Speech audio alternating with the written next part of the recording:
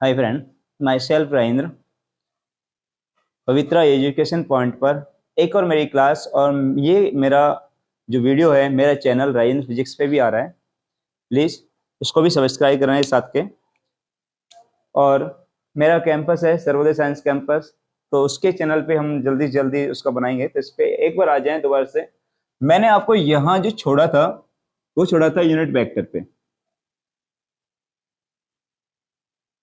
Unit vector right now.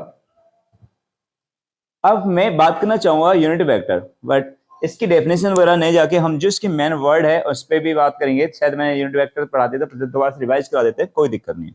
इसका एक तो है मैग्नीट्यूड,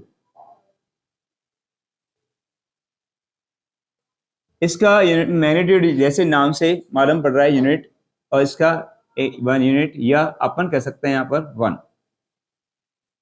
इसका जो मैग्नीट्यूड है वो 1 है। और सेकंड मैंने बात की डायरेक्शन को लेके, ये मैंने कहा जिस वेक्टर का हम यूनिट वेक्टर निकालते हैं उसके ही लीनियर इसका डायरेक्शन होती है। मैंने कहा linear to vector, linear to vector, और इट्स रिप्रेजेंट हम यहां पे जिसको रिप्रेजेंट करते हैं कैफ लगाकर, एज लाइक, इसे जो व्यक्त किया जाता है जैसे मैंने कहा आर वेक्ट आर कैफ। और जैसे सपोज दैट कोई हमारा वेक्टर है आर वेक्टर, इसका मुझे फाइंड आउट करना है यूनिट वेक्टर, तो r cap equal to r vector upon r vector का मैग्नीट्यूड यहाँ पे मॉडुलस आएगा, या आर कैफ बराबर आर वेक्टर अपॉन में आर होगा। मैंने कहा यहाँ पर ये वाला हम पढ़ चुके हैं, थोड़ा सा फास्ट में लेके चल रहे हैं अपन, और इसका एक एग्जांपल ले लेते हैं अपन यहाँ। सपोज दैट आर वेक्टर बराबर 2i cap plus 0j cap plus 3k cap. मुझे इसका यूनिट वेक्टर निकालना है, तो आर कैप बराबर मैंने अभी लिखा था कि आर वेक्टर अपॉन आर था। आर वेक्टर यहाँ ये क्या है, इसका 2i cap plus 0j cap plus 3k cap, और इसका जो मैग्नीट्यूड आएगा ना वो क्या आएगा यहाँ पे 2 का स्क्वायर प्लस 0 का स्क्वायर, और प्लस में आएगा यहाँ पर 3 का स्क्वायर, राइट। तो यहाँ आर कैप का जो आएगा 2i cap plus 0j cap plus में 3k कैप अपॉन में अंडर रूट 4 प्लस 0 का स्क्वायर 0 होगा प्लस 9, इसका अंडर रूट में वैल्यू आएगी 13। तो आर कैप बराबर क्या आएगा 2y अपॉन अंडर रूट 13 आई कैप प्लस 0j कैप बराबर में अपॉन में क्या आएगा 13 प्लस में 3y रूट 3, यहाँ पे क्या आएगा 13 और k कैप। इस टाइप के हम क्वेश्चन इससे निकाल सकते हैं।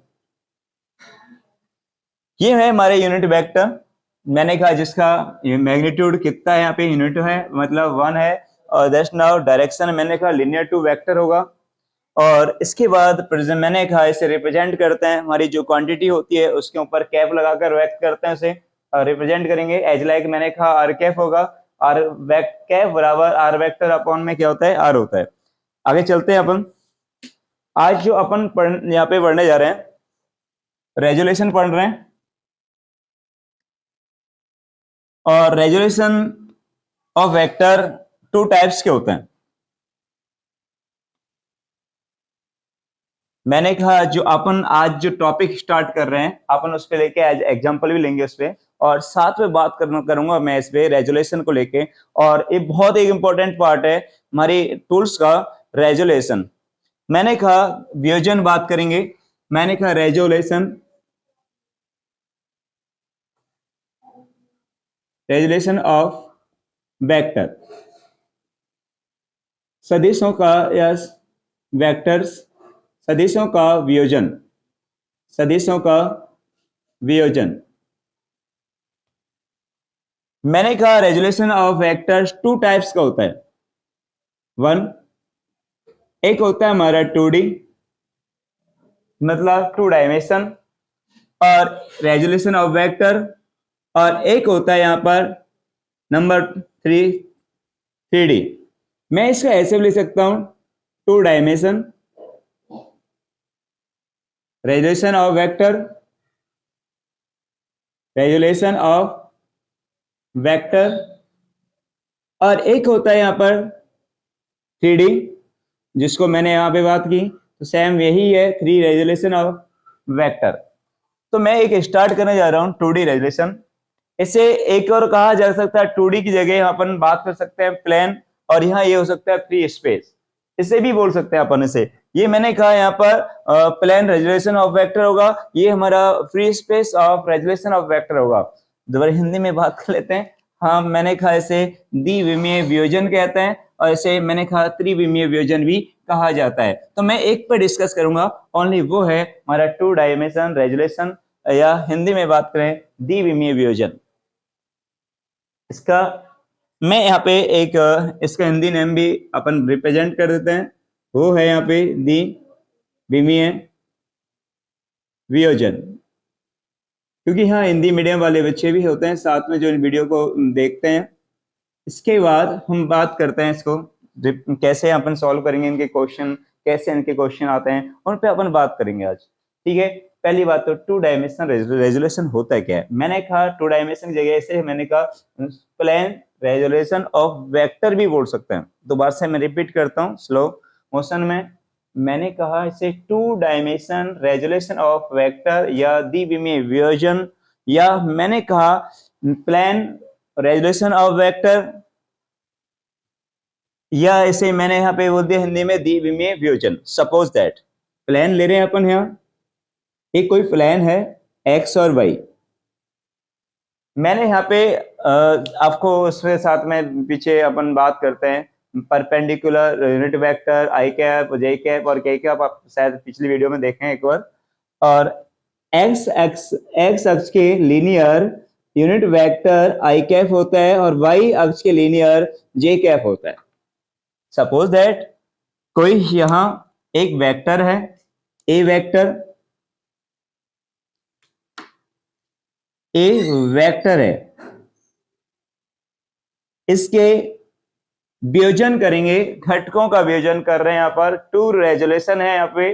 और बात यह है कि इसके हमारे, मैंने कहा कोई, जैसे मैं एक एग्जांपल देता हूं। सपोज दैट अपन ने किसी बॉल को थ्रो किया, तो मैंने कहा बॉल को ऐसे थ्रो किया तो क्या जाएगा, वो हमारे वाई अक्ष को भी कवर कर रहा है, या हमारी, मैं यहाँ पे कहूँ वाई एक्सिस को भी क्या कर रहा है, वो कवर कर रहा है, और एक्स अक्ष को भी क्या कर रहा है, कवर कर रहा है। तो उसके यहाँ पे 2 कंपोनेंट्स होंगे, या तो 2 घटक होंगे, क्योंकि वो दोनों हमारे अक्षों को कवर कर रहा है। तो इसलिए मैंने किसी प्रकार कहा ये ए वेक्टर हमारे यहाँ पर कितनी दिशाओं को कवर कर रहा है, अक्षों को, एक्स को भी कर रहा है और वाई को भी।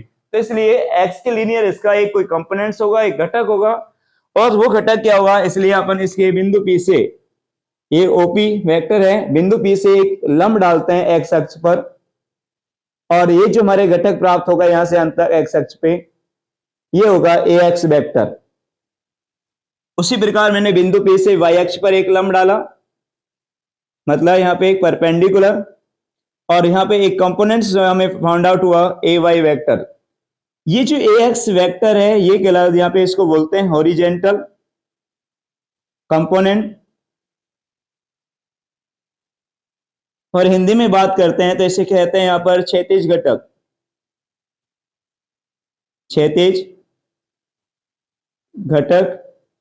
यदि आपको किसी को डाउट हो तो प्लीज आप मुझे कमेंट में लिख दें, कहीं भी दोबारा से मैं वीडियो अपलोड कर दूंगा इस टॉपिक को लेके, कहीं भी मिस हो जाए तो आपसे। मैंने कहा हॉरिजेंटल कंपोनेंट या इसे क्षैतिज घटक भी कहते हैं, और मैंने कहा इससे जो ए वाई है इसको मैंने कहा इंग्लिश वर्ड यूज करें तो इसका नाम क्या है, वह वर्टिकल कंपोनेंट, और हिंदी में बात करें तो मैंने कहा ऊर्ध्वाधर घटक, ऊर्ध्वाधर घटक। सॉरी, मैं यहाँ पे सीधा आ गया था रेजोल्यूशन पे। आज मेरा इससे पहले एक वीडियो और मुझे बनाना है, और मैं आपको ट्राइंगल अपन पढ़ाएंगे या पैरेललोग्राम्स लॉ पढ़ाएंगे, इसके बाद में पढ़ा दूंगा। उससे पहले मैं वीडियो वही अपलोड करूंगा, ठीक है। इससे पहले मैं बात करना चाहता हूं, मैंने कहा एक हमारे ट्रायंगल लॉ है और वो ये कहता है, हमारे यहाँ पर बोला जाता है त्रिभुज के नियम से कि हमारी जो ट्रायंगल्स आर्म होती है कंटिन्यूअस, या हिंदी में बात करें लगातार या क्रमागत, जो हमारी टू आर्म्स को अपन क्या करते हैं टू वेक्टर्स के द्वारा रिप्रेजेंट करते हैं, तो वो क्या होगा, उनकी एडिशन होगा ए वाई वेक्टर, और जिसकी थर्ड आर्म है वो रिप्रेजेंट करेगी हमारे रिजल्टेंट वेक्टर को। मैं आपको हिंदी में बात करें कि हमारी त्रिभुज की कोई भी दो क्रमागत भुजाओं के द्वारा दो सदिशों को व्यक्त किया जाए तो उसकी तीसरी जो भुजा होगी वो परिणामी सदिश के परिमाण व दिशा को व्यक्त करती है। उसी प्रकार मैंने यहाँ एक आर्म यहाँ ट्रायंगल लिया है और उस ट्रायंगल का नाम दिया ए बी और सी, जिसकी यहाँ पर कंटिन्यूअस जो आर्म है ए और बी और सी को मैंने रिप्रेजेंट किया ए एक्स वेक्टर और किससे ए वाई वेक्टर से। जो उसकी थर्ड आर्म है वो है ए सी वेक्टर, ये हमारे व्यक्त करतेगी रिजल्टेंट वेक्टर को, वो बराबर क्या होगा यहाँ पर ए एक्स वेक्टर और plus A Y vector. Yes, मैं दोबारा से यहाँ रिपीट करते हैं, मैं सिंपल सी भाषा यूज की है कि मैंने कहा त्रिभुज की किन्हीं दो भुजाओं के द्वारा अपन दो सदिशों को व्यक्त करते हैं तो उसकी तीसरी भुजा हमारे परिणामी सदिश के परिमाण व दिशा को व्यक्त करती है। तो इसलिए यहाँ पर मैं इन पे यहाँ पर यूज करने वाला हूँ ट्रायंगल लॉ। तो प्लीज ध्यान देंगे यहाँ पर ट्रायंगल लॉ को लेके। यहाँ ट्रायंगल लॉ बनेगा OMP, ये वाला जो हमारा है वो ए वाई वेक्टर के इक्वल है, तो इसको अपन यहाँ व्यक्त कर सकते हैं ए वाई वेक्टर के इक्वल। तो मैंने यहाँ इसको रिप्रेजेंट कर दिया as like a Y vector. क्या किया, ए वाई वेक्टर। ओके, आते हैं यहाँ पे दोबारा से रेजोनेंस वेक्टर को लेके। अब मैंने यहाँ देखें तो ए वाई जो वेक्टर ए एक्स वेक्टर है वो हमारी किस पे, ए वाई वेक्टर के इसके टेल पर जुड़ रहा है इसका हेड। तो अपन यहाँ पे मैंने कहा ट्रायंगल लॉ क्या होगा, A x vector plus A Y vector equal to A vector आएगा। यह इसको ऐसे भी लिखा जा सकता है कि ए वेक्टर बराबर ए x vector plus A Y vector. No means यहाँ पे कोई प्रॉब्लम नहीं है। क्वेश्चन नंबर 1 आगे मुझे ए एक्स वेक्टर निकालना है। मैंने कहा ए एक्स वेक्टर जो हमारा परपेंडिकुलर यूनिट वेक्टर है उसके लीनियर है ए एक्स वेक्टर। सो मैंने कहा लीनियर टू एक्स एक्सिस, वो क्या आएगा आई कैप, और आई कैप मैंने कहा किसके लीनियर है, ए एक्स वेक्टर के। तो यहां पर ए एक्स वेक्टर अपॉन एक्स आएगा। मैंने कहा मुझे फाउंड आउट करना है यूनिट वेक्टर, और यूनिट वेक्टर क्या होता है उसके अनुदिश यहाँ पे मैंने कहा उसकी डायरेक्शन में कौन सा वेक्टर है, ए एक्स वेक्टर। तो मैंने क्या लिया, ए एक्स वेक्टर, उसका मैग्नीट्यूड लिया ए एक्स, और ये ए एक्स वेक्टर फाउंड आउट करना है तो मैं क्या करूंगा, इस एक्स का मल्टीप्लाई करूंगा किससे, आई कैप से। तो A x vector find out होगा हमें ए एक्स आई कैप होगा राइट नाउ, और ये 21 नंबर 2 दूंगा। और इसी प्रकार यहाँ पे बात कर लेते हैं सिमिलरली, और वो होगा ए वाई वेक्टर बराबर ए वाई जे कैप होगा राइट नाउ। 21 नंबर 3 मैं पुट करूंगा वैल्यू इन 21 नंबर 1 में, put the value in equation number first from equation number 1, sorry, put the value in equation number first from equation number 2 and 3। हाँ, मैंने कहा value put करनी है हमें A x vector A Y vector की, कहां से, इक्वेशन नंबर 2 इक्वेशन नंबर 3 से हमें वैल्यू पुट करेंगे। इक्वेशन नंबर 1 में पुट करेंगे अपन, तो क्या आएगा भाई, इसका वैल्यू आएगा कि ए वेक्टर बराबर ए x I cap plus A Y J cap. ये हमारा इक्वेशन हमारे यहाँ पे वेक्टर इक्वेशन आ गई 2 डायमेंशन की। मैंने कहा इक्वेशन नंबर ऐसे 4 बोलते हैं, मैंने कहा इक्वेशन नंबर 4, ये इक्वेशन नंबर 4 क्या है, मैंने कहा हमारे 2D वेक्टर की 2 डायमेंशन की वेक्टर इक्वेशन है, या इक्वेशन ऑफ वेक्टर है, या ऐसे सीधा लिख दो यार वेक्टर इक्वेशन है। ठीक है, एक सदिश मैंने कहा सदिश समीकरण है यहाँ पर किसका, द्विविमीय वियोजन का। और वो कौन है यहाँ, ए वेक्टर बराबर ए x I cap plus A Y J cap है। और इसका मैग्नीट्यूड लेता हूं ना तो ए वेक्टर का क्या आएगा, ए आएगा। तो यहाँ पे ए वेक्टर का मॉडुलस इक्वल टू क्या आएगा, यहाँ पर अंडर रूट में ए एक्स का होल स्क्वायर और प्लस ए वाई का होल स्क्वायर होगा। यही होता है मैग्नीट्यूड में। मैंने कहा इसका मैग्नीट्यूड लिया, ए मॉडुलस का इक्वल टू अंडर रूट, यहाँ पे क्या आएगा रूट में रूट में आएगा ए एक्स का whole square plus A Y का स्क्वायर। तो ए इक्वल टू आप यहाँ सीधा लिख सकते हैं x square plus A Y square. 21 number 5। ये हमारा मैथमेटिक्स फॉर्म था किसका, मैंने कहा 2 कंपोनेंट्स है यहाँ पे और उनकी बात करें। एक तो मैंने कहा हॉरिजेंटल कंपोनेंट्स, क्षैतिज घटक, ए एक्स वेक्टर और A Y vector.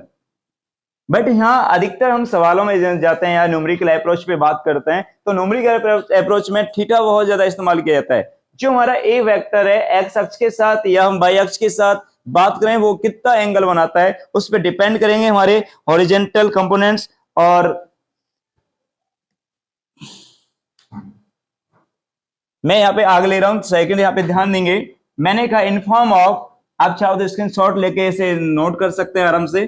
In form trigonometric, मुझे यहाँ पे त्रिकोणमिति के पदों में इसे लेके आना है। किसको, हॉरिजेंटल कंपोनेंट्स को या हमारे वर्टिकल कंपोनेंट्स को। तो यहाँ पे मैंने यहाँ पे कहा इन फॉर्म ऑफ ट्रिगोनोमेट्रिक, या मैं बात करें यहाँ पे त्रिकोणमिति के पदों में। और वो क्या आएगा कि सपोज दैट कि हमारा ए वेक्टर जो एंगल बना रहा है किसके साथ, एक्स एक्सिस के साथ थीटा। तो A x vector as work as base और A Y component work as a perpendicular. सबसे बड़ा बात है कि थीटा के जो हमारे फ्रंट पे जो हमारी आर्म होती है, या मैं कहें या बात कहें जो हमारे कोण के सामने वाली जो भुजा होती है उसे सम्मुख भुजा भी कहते हैं हिंदी में। और एक और वर्ड इस्तेमाल करते हैं वो होती है लंब, और इंग्लिश वर्ड में मैंने बात किया परपेंडिकुलर। तो यहाँ पे थीटा के सामने वाला परपेंडिकुलर कौन है, यहाँ पे ए वाई है। तो मैंने कहा राइट ट्राइंगल, सब ध्यान देंगे यहाँ पे, फ्रॉम राइट ट्राइंगल। और इसका नेम क्या राइट ट्राइंगल का जो ले रहे हैं अपन, OMP, राइट नाउ OMP। और देखते हैं यहाँ पे हमारा, मैंने कहा परपेंडिकुलर ए वाई है और यहाँ पे बेस कौन है, ए एक्स। और यहाँ पे हाइपोटेनस या कर्ण की मैं बात करूं, इनके बीच में रिलेशन साइन और कॉस ही होता है। किसके बीच में, कि यहाँ परपेंडिकुलर और हाइपोटेनस या बेस या हाइपोटेनस की बात करें तो इनके बीच में रिलेशन साइन या कॉस को लेके चलते हैं। तो मैंने यहाँ पे बात करते हैं कि साइन थीटा बराबर या इक्वल, यहाँ पे क्या होगा, परपेंडिकुलर अपॉन हाइपोटेनस। परपेंडिकुलर कौन है यहाँ पे, ए वाई। इसका ए वाई वेक्टर का मॉडुलस ए वाई होगा और इसका ए वेक्टर का मॉडुलस ए वाई होगा, राइट नाउ। और these are components of a y, a sine theta. A sine theta होगा 21 नंबर, अपन इसे चाहे उस हिसाब से देते हैं तो 5 6 अप्रोक्स जो भी हो गया आप देख लेंगे उसे, डजेंट मैटर, इक्वेशन का इतना बड़ा इंपॉर्टेंट नहीं है। और ए वाई इट्स, मैं यहाँ पे बात करूं तो ये कौन सा कंपोनेंट्स आ गया हमारा, vertical components in form of trigonometric, in form of, या मैंने कहा त्रिकोणमिति के पदों में, त्रिकोणमिति के पदों में है ये। और अगला है इसी प्रकार की cos theta equal to A x upon में आता है यहाँ ए का मल्टीप्लाई करते हैं तो ए एक्स बराबर ए cos थीटा। 21 नंबर 7 और 21 नंबर 7 पे हम बात करना चाहेंगे, और that is called horizontal components, या हॉरिजेंटल हमारा वेक्टर है एक तरह का, ए एक्स वेक्टर, ए वेक्टर का। मुझे इस तरह से यहाँ पे सबसे ज्यादा इंपॉर्टेंट होता है इस हमारे रेजोल्यूशन में 2D में, ये हमारे ट्रिगोनोमेट्री में। तो मैं इससे क्या करता हूँ, देखते हैं इसका, इसके द्वारा इन ट्रिगोनोमेट्रिक में कि जो मैग्नीट्यूड है ए वेक्टर का वो 1 किलो है या नहीं है। तो मैंने कहा जो हमारा सदिश ए है उसका परिमाण इन त्रिकोणमिति के पदों में समान आता का नहीं आता, वो देखेंगे अपन। ऐसे करते हैं कि हमारा जो 21 नंबर है, इक्वेशन नंबर 6 का स्क्वायर करेंगे और इक्वेशन नंबर 7 का भी स्क्वायर करके उनका सम कर देंगे। राइट नाउ ऐड कर देंगे उनको। मैंने कहा इधर वाले इधर के साथ जोड़ेंगे और उनका एडिशन किया तो मैंने यहाँ पे बात की तो क्या आएगा, ए एक्स का स्क्वायर प्लस ए वाई का स्क्वायर। सॉरी उधर शायद देखेगा नहीं, मैं इसे डब करता हूँ उधर ही, यहाँ पे मैं लिमिट से बाहर गया उधर। बोर्ड का साइज बड़ा है हमारे, थोड़ा सिस्टम ऐसे ही। अभी मैं यहाँ पे इसको डब कर लेता हूँ थोड़ी देर के लिए। इसका जो डायग्राम लिया है इसको मैं न्यूमेरिकल में अप्रोच करूंगा, तब आपको यहाँ पे दोबारा लेके चलूंगा ना। ठीक है भाई, तो अपना जो इक्वेशन नंबर 6 है ना, इसको अपन स्क्वायर करेंगे और 7 का भी स्क्वायर करके हम क्या करेंगे, ऐड करेंगे ना। तो इक्वेशन नंबर 6 का स्क्वायर प्लस इक्वेशन नंबर 7 का भी स्क्वायर करके मैंने क्या ऐड किया। तो यहाँ पे ए एक्स का स्क्वायर प्लस ए वाई का स्क्वायर बराबर, ये यहाँ पे क्या आएगा,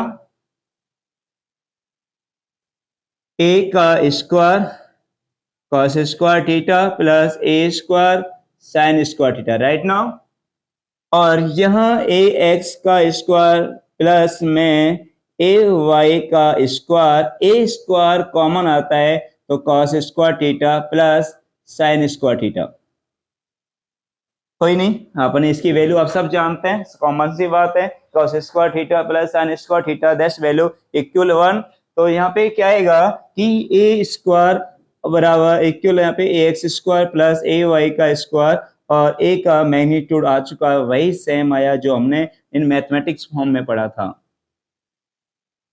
सीधा आते हैं न्यूमेरिकल अप्रोच पे चलते हैं। इसके न्यूमेरिकल बनते कैसे हैं उनको हम यहाँ पे डिस्कस करेंगे। अब सबसे बड़ी बात है numerical. Test theory part doesn't, मुझे इतना भी इंटरेस्ट नहीं, बट पढ़ाना मुझे एक बार था। जो बच्चा पहली बार पढ़ रहा है उसके लिए आना बहुत जरूरी है। तो अपन बात कर लेते हैं इसके न्यूमेरिकल करते कैसे हैं, आते कैसे हैं इनका, और न्यूमेरिकल पार्ट में हम बात करेंगे। यहाँ पे एलन के भी हमारे मॉड्यूल्स के क्वेश्चन है वो सॉल्व हो जाएंगे आराम से। ये सपोज दैट कोई एक फोर्स है, फोर्स F बराबर 10 न्यूटन। तो ये जो 10 न्यूटन फोर्स है वो हमारे एक्स एक्सिस के साथ सपोज दैट 30 डिग्री का एंगल बनाता है। मैंने कहा तो फाइंड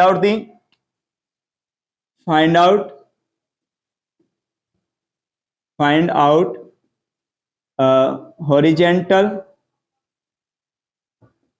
एंड वर्टिकल कंपोनेंट। ऐसे क्वेश्चन यहां से पूछा जाता है। तो सपोज दैट ये हमारा कोई प्लेन है x y plane, right no, और इस एक्स वाई प्लेन में, और मैंने कहा कौन, F10 न्यूटन एक्स एक्सिस के साथ में यहां F10 न्यूटन, इसका मैग्नीट्यूड 10 न्यूटन है और इसके साथ 30 डिग्री का एंगल बनाता है। मैं इसके दो तरह के क्वेश्चन बताऊंगा, बस यहाँ पे प्रॉब्लम आती है, बच्चों को समस्या होती है यहाँ पे।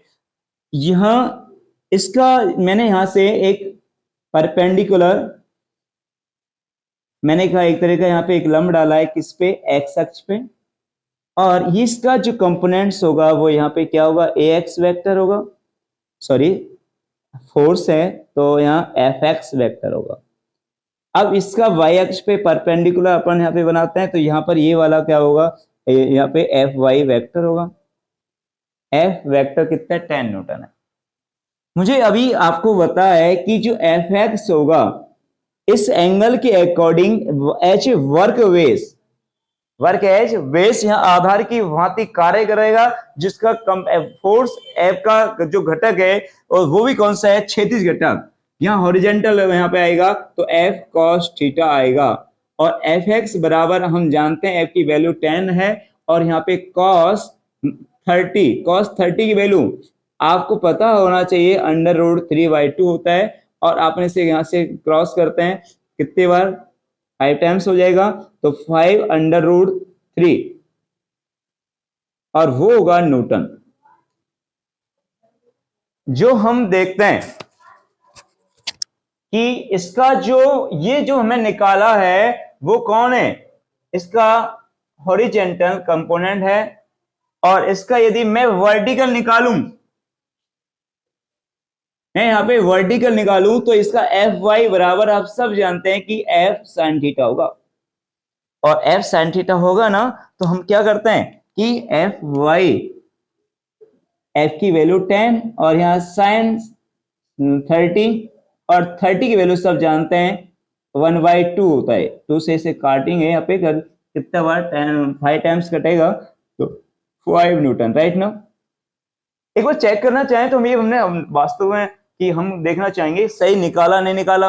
यार हम क्या करेंगे कि हमें पता है कि इसका f x square f y का जो मैग्नीट्यूड है ना वो एक एस के बराबर आना चाहिए, एफ के बराबर आना चाहिए, तब तो कैसे सही है कि एफ वेक्टर का मॉडुलस बराबर हम सब जानते हैं क्या होगा कि f x square plus f y का स्क्वायर। करके देखो, एफ एक्स की वैल्यू √5 √3 का होल स्क्वायर प्लस 5 का होल स्क्वायर, यस या नो। इसका आपको पता है 25 इंटू और 3 75 होगा, और प्लस का इसका 25 बराबर 10 न्यूटन। वापिस आंसर आ गया, दैट्स राइट। तो यदि यहां कई बार कहता है कि इसने कहा कि एफ वेक्टर एक्स एक्सिस के साथ यहाँ पे कितना बना रहा है 30 डिग्री बना रहा है। अब यदि वो कह दे यहाँ पे कि वाई एक्सिस के साथ 60 डिग्री बना रहा है, अब उसने ये नहीं दिया, सपोज दैट उसने कह दिया कि बाई एक्सिस के साथ वो यहां पर एफ वेक्टर 60 डिग्री बनाता है, या ऐसे बोल सकता है कि वर्टिकल से एफ वेक्टर 60 डिग्री का एंगल क्रिएट करता है, तो यहां पर find out the horizontal components और वर्टिकल कंपोनेंट्स। तो यहाँ पे इसके न्यूमेरिकल पे बात करें तो अब इसके यहाँ पे थोड़ी सी शक्ल चेंज हो जाती है। मैंने आपको यहाँ पे एक ही बात सिखाया है कि जो हमारा एंगल है ना उसके जो सामने वाली भुजा है वो हमेशा परपेंडिकुलर होगी, वही उसका वर्टिकल कंपोनेंट्स होगा, राइट। तो यहाँ एफ एक्स की बात करूंगा तो इसके सामने एंगल कौन है, ये एफ एक्स। अब ये बेस जो हम पहले ले रहे थे ये परपेंडिकुलर का काम करेगा, और यहाँ जो एफ एक्स होगा ना वो एफ साइन थीटा होगा इस एंगल के लिए, और ये किसका काम करेगा, एफ वाई, बेस का कार्य करेगा। तो एफ वाई कंपोनेंट यहाँ पे क्या होगा, एफ कॉस थीटा होगा। दोनों चेंज हुआ, एफ कितना है यहाँ पे 10 इंटू साइन 60, और यहाँ पे क्या आएगा बराबर इक्वल टू 10 कॉस 60, और 10 60 की वैल्यू सब पता है कि यहाँ पे √3/2 होता है। तो यहाँ पे कितना भाई आंसर आ चुका है 5√3, शायद नहीं दिखेगा, इधर देख लें यहाँ पे 5√3। इसका यहाँ पे कितना आएगा 10 1/2 जाएगा, cos 60 की वैल्यू वही 5, थोड़ा सा चेंज हुआ, ठीक है। तो ये विशेष ध्यान देना है कि जहां आपको ये वाली बात आ जाए कि 60 डिग्री हमारे वर्टिकल के साथ बना रहा है कोई वेक्टर, तो यहाँ पर इसकी जो परपेंडिकुलर होगा वो कौन होगा, एक्स डायरेक्शन वाला होगा, और यहाँ पे जो बेस होगा वो वाई डायरेक्शन वाला होगा। ये नहीं कि हम एक्स एफ वाई हमेशा ले लें, कोई वर्टिकल या हॉरिजॉन्टल की भांति कार्य करे, ऐसा नहीं है यार, depend on angle in trigonometric form. तो ये बातें समझ में आ गई होगी। टू रेजोल्यूशन ऑफ, अपन इससे पहले मैं 3D पे जाऊं तो मैं थोड़ा सा डिस्कस करना चाहूंगा। 3D एक बार पढ़ा देते हैं, कोई नहीं, उनके हमारे जितने भी हमारे नियम है वियोजन संयोजन वाले एडिशन के, अपन उनको एक साथ ही पढ़ाएंगे उस वीडियो में। उस वीडियो को हम चॉइस के बाद डाल देंगे, सॉरी मैं उसको बनाना चाहिए था बट मैं वीडियो देखना भूल गया था, मैंने पढ़ाया कहाँ तक था, तो इसलिए मैंने यहाँ से स्टार्ट कर दिया, ठीक है। और अपन जो बात कर रहे थे अभी 3D पे बात कर लेते हैं, शायद वीडियो ज्यादा वक्त की नहीं हो जाए, टाइम यहाँ पे बात कर लेते हैं, और वो है हमारा 3D रेजोल्यूशन ऑफ वेक्टर।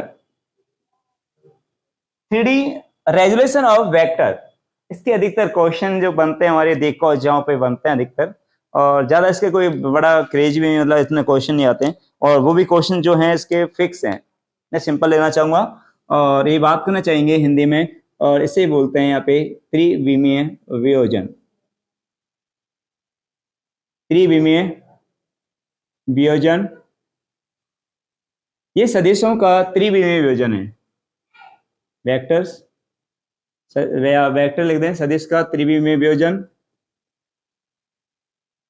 ठीक है, इतना ही बहुत है यार, इससे समझ में आ जाना चाहिए। हमें बात कर रहे हैं यहाँ पे थ्री डी रेजोल्यूशन की बात कर रहे हैं, और त्रिविमीय वियोजन है क्या? बहुत सिंपल सा है। इस पे अपन क्वेश्चन भी करेंगे, और जैसे क्वेश्चन आते हैं उन पे भी बात करेंगे। और इससे जब भी आता है ना, जैसे आपने देखा होगा कोई हमारा फ्री स्पेस है, एज लाइक हमारा रूम है, अपन उसमें जो मस्किटोज है, मच्छर है, वो वहां पर कोई मोशन कर रहा है, दैट्स 3D मोशन। पहली बात तो मैं आपको इसके बाद काइनेमेटिक्स हम बात स्टार्ट, पहले तो अपन यूनिट एंड डायमेंशन वाला चैप्टर पढ़ेंगे इसके बाद। और जो यदि हम वहां पर मोशन काइनेमेटिक की बात करेंगे तो हम बताएंगे कि जो मोशन है, थ्री डी मोशन वो होता है जो प्लेन में ना आए, किसी तल में नहीं आए। इसलिए अब बात की जा रही है 3D रेजोल्यूशन की, तो मैंने कहा 3D रेजोल्यूशन होता है फ्री स्पेस के लिए। किसके लिए होता है? फ्री स्पेस के लिए। चलते हैं अपन बात करते हैं यहाँ पे 3D रेजोल्यूशन पे। 3D रेजोल्यूशन जो है, जैसे सपोज दैट ये एक्स एक्सिस और ये वाई एक्सिस और ये है हमारा जेड एक्सिस, इसको अपन कहते हैं यहाँ पे, ये इसकी डायरेक्शन में आई कैप होगा, ये जे कैप होगा और ये के कैप होगा।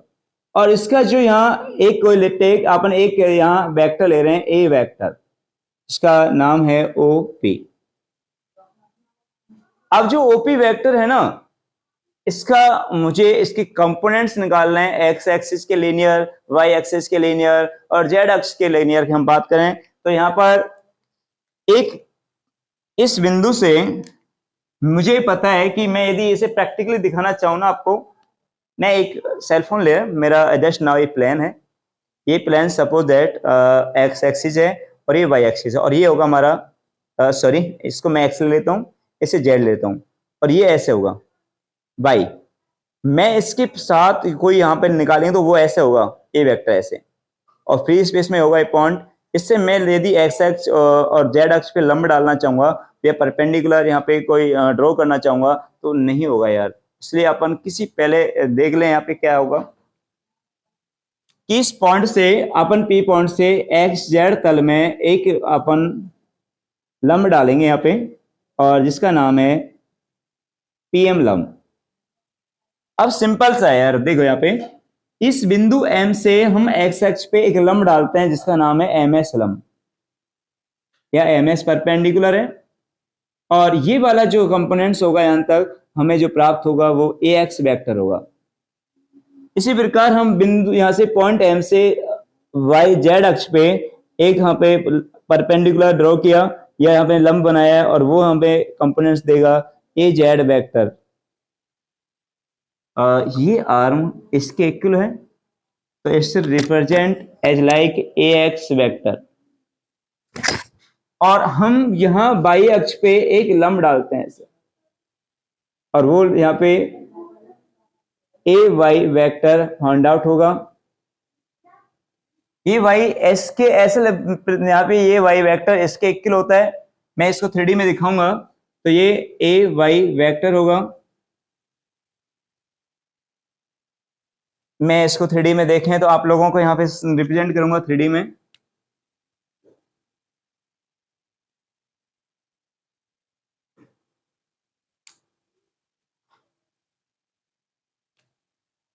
ध्यान देंगे यहाँ पे 3D को दिखा रहे हैं यहाँ पर।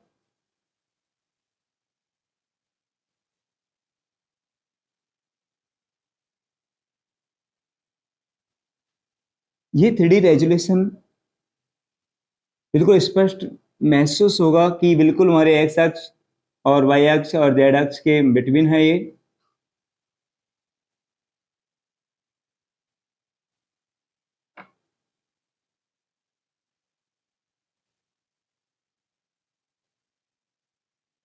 एट नाउ बिल्कुल यहाँ पर रिप्रेजेंट हो रहा है 3D। आप देख सकते हैं कि ये 3D है,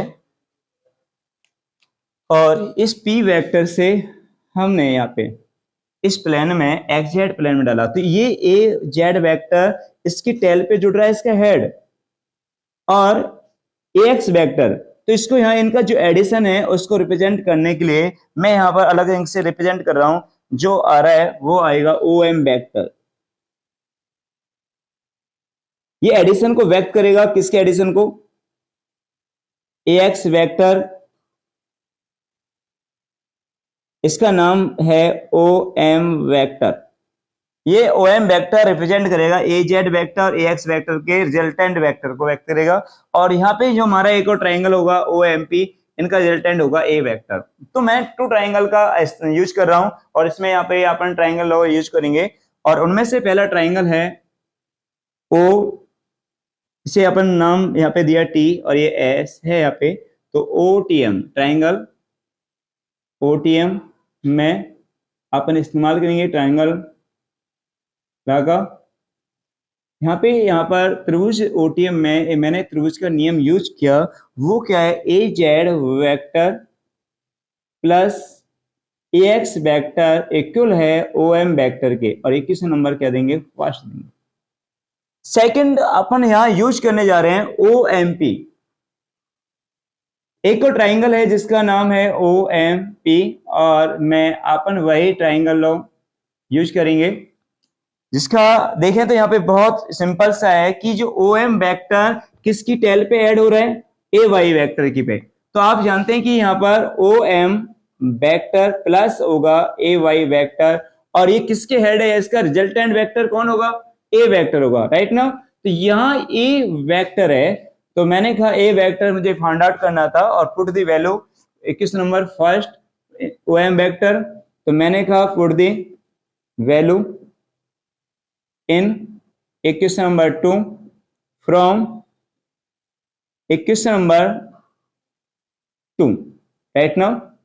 अब हमें जो फाइंड आउट होगा ना ए वेक्टर, और वो क्या है? A M vector. ध्यान देंगे यहाँ पे, ये सबसे बड़ा इक्वेशन यहाँ पे आ चुकी है कि ए vector equal A Z vector plus A x vector plus A Y vector. थोड़ा सिस्टमैटिक लिख देते हैं, थोड़ा सा अच्छा लगेगा। इसका थोड़ा श्रृंगार किया, ए x vector plus A Y vector plus A Z vector. Simple सा यार, कोई ज्यादा नहीं है। ये हमारा इक्वेशन आ चुकी है किसकी? 3D रेजोल्यूशन की, ए वेक्टर के। और वो कौन सा है यहाँ पर? ए एक्स वेक्टर, मैंने कहा ए वाई वेक्टर और A Z vector, right now. अब मुझे A x vector A Y vector A Z, मैंने कहा ए एक्स वेक्टर लीनियर है आई कैप के, और ए वाई वेक्टर लीनियर है जे कैप के। तो आपको पहले भी आप जानते हैं, मैंने कहा linear to x axis, x axis, right now. तो यहां क्या आएगा? ए एक्स आई कैप हमने फाइंड आउट करना है यूनिट परपेंडिकुलर, और वो कौन होगा यहाँ पे? A x vector upon A x vector का मॉडुलस, और I cap equal to A x vector upon में आएगा ए एक्स। इसका मल्टीप्लाई करें यार तो बहुत सिंपल सा है, क्या? कि I cap equal to sorry A x vector equal to A x I cap. 21 number देंगे से अपन थर्ड।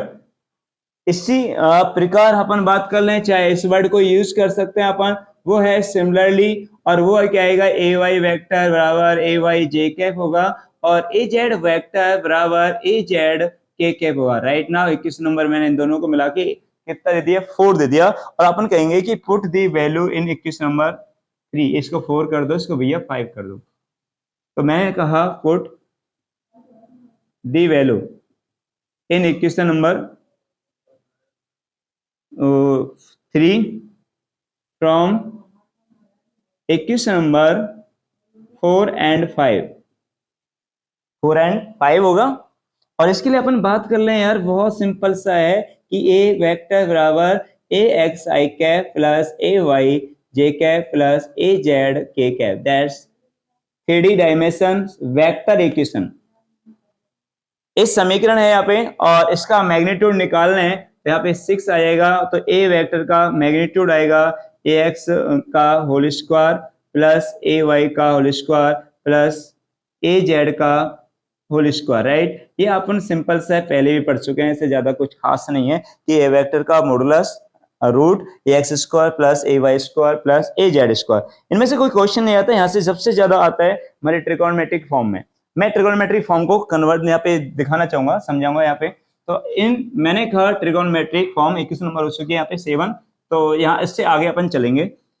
इन ट्रिगोनोमेट्रिक फॉर्म, त्रिकोणमिति के पदों में, सबसे पहली बात कि जो ये वाला भैया है ए वेक्टर के साथ एक्स एक्सिस है जो अल्फा कोण बनाता है, ये हमारा बीटा कोण बनाता है, और ये हमारा गामा। ये मैंने कहा ए वेक्टर और ए वाई, ए वेक्टर यहाँ पे हाइपोटेनस है, ए वाई सॉरी ए एक्स यहाँ पे क्या है, बेस का वर्क करेगा for alpha.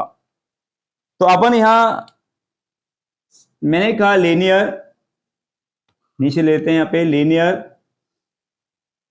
To x axis, x axis, और वो कौन होगा यहाँ पे, कॉस अल्फा होगा, राइट। इसे कॉजा भी कहते हैं अपन, इसे दिक्कॉजा हिंदी वर्ड होता है, और एक्स अक्ष के अनुदिश दिक्कॉजा जो होगी वहां पे कॉस अल्फा होगी, और कॉस अल्फा बराबर मैंने कहा इसका कॉस क्या होता है, यहाँ पर बेस अपॉन हाइपोटेनस होता है, तो इसका बेस क्या है, ए एक्स है, राइट नाउ। तो ए एक्स अपॉन ए होगा 21 नंबर 7। एच similarly Y axis cos beta equal to A Y upon A होगा। सबसे इंपॉर्टेंट होता है न्यूमेरिकल पार्ट के लिए, सबसे ज्यादा न्यूमेरिकल अप्रोच में बात करूं तो सबसे ज्यादा यहीं से आता है। तो मैंने कहा यहाँ पे कॉस बीटा बराबर ए वाई अपॉन ए होता है, 21 नंबर 8 होगा, और यहाँ पे लीनियर टू जेड एक्सिस वो cos gamma equal to A Z upon A होगा, राइट नाउ 21 नंबर 9 होगा। इससे यहाँ दो क्वेश्चन बनते हैं, एक कॉचला यहाँ पे मैंने कहा दिक्कॉजा का नियम आएगा, या मैं कहा कोसाइन का लॉ भी आएगा, पढ़े यहाँ पर कॉजा का नियम जो पढ़ेंगे। तो मैंने कहा 21 नंबर जो हमारी 7 का वर्ग करेंगे, और 21 नंबर किसका 8 का भी अपन क्या किया स्क्वायर, प्लस 21 नंबर मैंने कहा किसका 9 का भी अपन क्या कर रहे हैं, स्क्वायर कर रहे हैं। तो इनका स्क्वायर बहुत सिंपल सा है कि cos square alpha plus cos square beta plus cos square gamma. अब इनकी इधर तो हो गए स्क्वायर, इनका स्क्वायर करके देखो, ए एक्स का स्क्वायर अपॉन ए का स्क्वायर प्लस ए वाई का स्क्वायर अपॉन ए का स्क्वायर प्लस ए जेड का स्क्वायर अपॉन ए का स्क्वायर, इनका एलसीएम ए स्क्वायर है।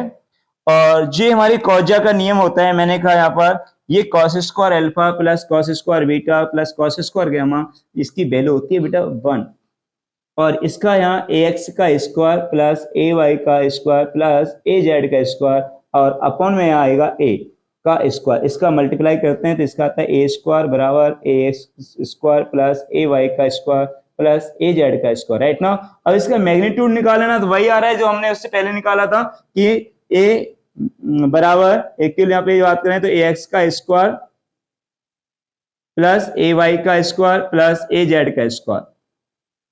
मैंने कहा सबसे पहली बात तो यहाँ पर एक तो ये आता है कि cos square alpha plus cos square beta plus cos square alpha, तो एक क्वेश्चन तो यहाँ इनका बन जाता है कि सीधा कि भाई sign square alpha plus sine square beta plus sine square gamma, आप सॉल्व कर लेना, इसकी वैल्यू 2 आती है। कैसे करोगे, सिंपल सा यार, आप जानते हैं कि साइन स्क्वायर अल्फा जैसे sine square a plus cos square a equal to 1 होता है, वो वाले अपन यहाँ पे थ्योरम्स यूज कर सकते हैं, और वहां पर आप क्या करोगे कि कॉस स्क्वायर अल्फा की वैल्यू रखेंगे तो क्या आएगी यहाँ पर 1 माइनस साइन स्क्वायर अल्फा आएगी, प्लस यहाँ पर क्या आएगा 1 माइनस साइन स्क्वायर बीटा आएगी, 1 माइनस कॉस स्क्वायर गामा आएगी, इक्वल टू क्या यहाँ पे 1 होगा। इसके इक्वल टू क्या आता है 1 होता है ना, तो अपन क्या करेंगे यार वहां पर वैल्यू इधर एडिशन करेंगे तो वहां पर 1 1 3 हो गया, तो 3 में से 1 जाएगा तो सीधी बात है क्या बचेगा 2 बचेगा। तो साइन स्क्वायर अल्फा ये नीट में यहाँ पे एलन के मॉड्यूल में भी है, sine square alpha plus sine square beta plus sine square gamma equal to होता है 2, ये आपको ध्यान रखना है। अब मैंने कहा इनके न्यूमेरिकल्स कैसे आते हैं, और सिंपल सा अप्रोच है यहाँ पे इनके न्यूमेरिकल्स की। डायग्राम सबको पसंद आया होगा, मैंने बिल्कुल 3D दिखाया और बहुत अच्छे कलरफुल लिया है यहाँ पे। यहाँ आगे जो मैं बनाने जा रहा हूँ उनकी न्यूमेरिकल अप्रोच की बात कर रहे हैं जो आपको बहुत आसान लगेंगे। मैं कल जितने भी हमारे एडिशन लॉ है उनको पढ़ाने जाऊंगा कल वीडियो में, आप देखना पहले। बस इसका लास्ट में यहाँ पे न्यूमेरिकल पे स्टॉप करूंगा। एक न्यूमेरिकल लेते हैं, सपोज दैट कि ए वेक्टर बराबर यहाँ पर 3i cap plus 0j cap plus 4k cap है, कोई वेक्टर है ये, और मुझे इसकी दिक्कौजा निकालनी है, linear to x axis, linear to y axis और लीनियर टू जेड एक्सिस। कौजा या अपन कोसाइन भी बोलते हैं, यहाँ पे कोसाइन दिक्कौजा है। तो मैंने कहा ये हमारा पहली बात तो हमें पहचानना है कि ये तो है ए एक्स, ये है ए वाई और ये है ए जेड, राइट ना, ए जेड। ए एक्स की वैल्यू 3, ए वाई की वैल्यू 0, ए जेड की वैल्यू 4। क्लियर है? और मैंने अभी बताया था हम कॉस अल्फा फाइंड आउट करना है मेरे को। तो आप जानते हैं कि ए एक्स अपॉन में ए होता है, ए एक्स तो आपको पता है कि 3 है यहाँ पे, और ए क्या है, इसका मैग्नीट्यूड है पूरे ए का, वो क्या होगा अंडर रूट में 3 का स्क्वायर 9, 0 स्क्वायर 0 और प्लस 4 का स्क्वायर 16। तो यहाँ कॉस अल्फा बराबर 3 बटे में √9 प्लस 16 25, राइट नाउ। तो यहाँ पर 3 बटे 5 कॉस अल्फा, ये हमारी एक्स अक्ष के नजदीक दिक्कौजा आ गई। हाँ, मैं आपको बताता हूँ 3 बटे 5, यदि आप आएंगे यहाँ पर अल्फा भी निकालना चाहो ना तो आप अल्फा भी निकाल सकते हैं। अल्फा बराबर कॉस इनवर्स 3/5 वैल्यू है। यदि आपको याद हो, यदि आप यहाँ पे कोई कंपटीशन की कोचिंग ले रहे हो तो कॉस अल्फा मैंने कहा 3/5। मैं आपको एक ट्रिक बता देता हूँ, ये किसकी वैल्यू है। मुझे पता है कि आपको या तो याद होगी या नहीं होगी, बट नहीं है तो आप यहाँ पे हमेशा के लिए जिंदगी भर याद रखोगे, भूलोगे नहीं कि मैंने कहा यहाँ पर ध्यान देना। सपोज दैट ये 37 डिग्री है तो ये एंगल यहाँ पर कितना बचेगा 53 और ये 90 डिग्री। मैं आपको एक बात याद करा देता हूं, जो हमारे जैसे ये आर्म है ये डिग्री है 30 डिग्री, और इसकी जो सामने जो भुजा है वो क्या करेगा, परपेंडिकुलर काम करेगी, बट उसकी जो वैल्यू होगी वो कितनी होगी, 3 होगी, 3 होगी। ये 5 जो 53 डिग्री इससे बड़ा है तो इससे यहाँ पे कितना आएगा 4 और ये कितना आएगा 5। मैंने कहा कॉस अल्फा 3/5 ये होता है आधार बटे कर्ण। आधार में यदि ये बात करें तो ये कॉस 3 आधार किसके लिए काम करेगा, 53 के लिए। ठीक है, याद रहना चाहिए। मैंने ये तो मैं आपको कहा ये 37 डिग्री है तो यहाँ पे कितना है 3, इसके सामने वाली भुजा कितनी आएगी 3, ये 53 इससे बड़ा तो यहाँ पे कितना आएगा 4, सबसे बड़ा कौन होता है 5, हाइपोटेनस। निकाल भी सकते हैं अपन। तो मैंने कहा यहाँ पे ये आधार है 3 और ये कर्ण कितना है 5 है, तो आपको पता है कि यहाँ पर 53 डिग्री के लिए आधार का कार्य वर्क जो कर रहा है वो 3 कर रहा है और यहाँ पे कर्ण का कार्य कर रहा है 5, तो ये इसकी जो वैल्यू होगी अल्फा की वैल्यू 53 डिग्री होगी, राइट नाउ सिंपल।